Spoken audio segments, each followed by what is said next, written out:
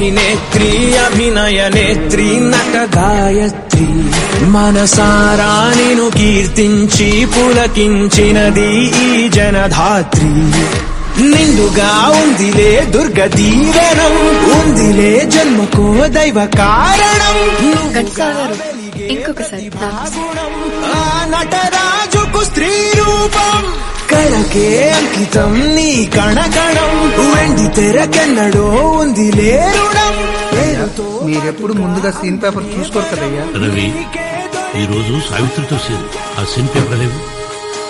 okay,